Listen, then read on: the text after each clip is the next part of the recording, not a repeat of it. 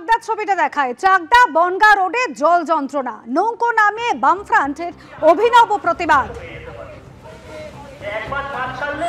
দীর্ঘ 1 মাসেরও বেশি সময় ধরে জল জমে রয়েছে এই চাকদা বনগাঁ রোডের একটি অংশে।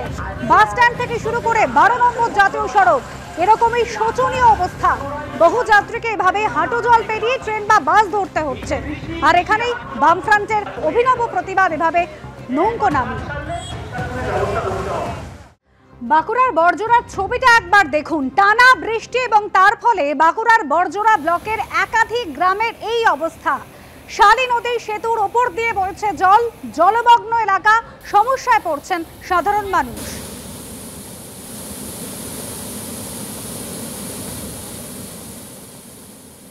আজ সকাল থেকে প্রচুর পরিমাণ বৃষ্টি হয়েছে।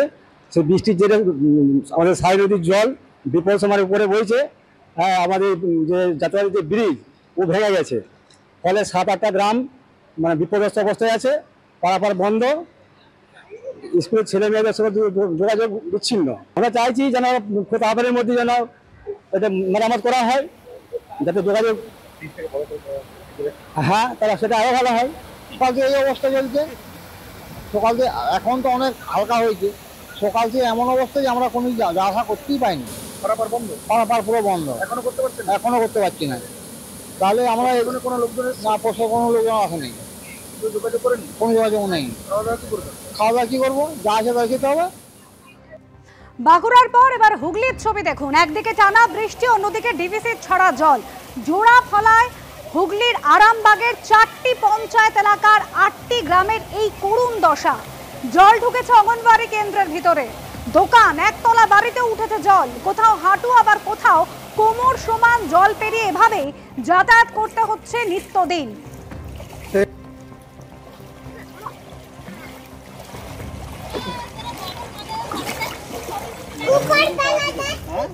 1 মাস ধরে অতিরিক্ত বৃষ্টির ফলে আর অতিরিক্ত জলও জমছে বিভিন্ন জায়গায়।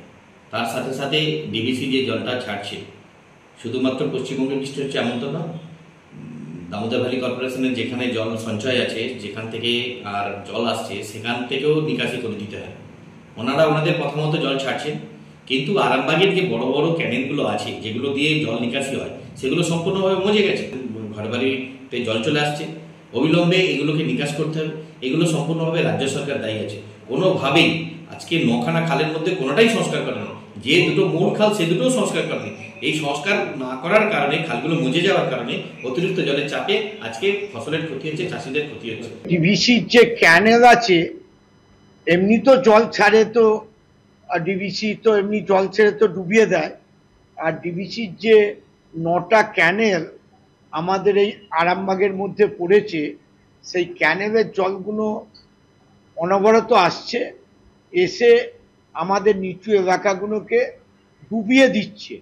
আর বৃষ্টিটা এবছর প্রচণ্ড হচ্ছে, এতে চাষিদের খুব অসুবিধা হচ্ছে। তা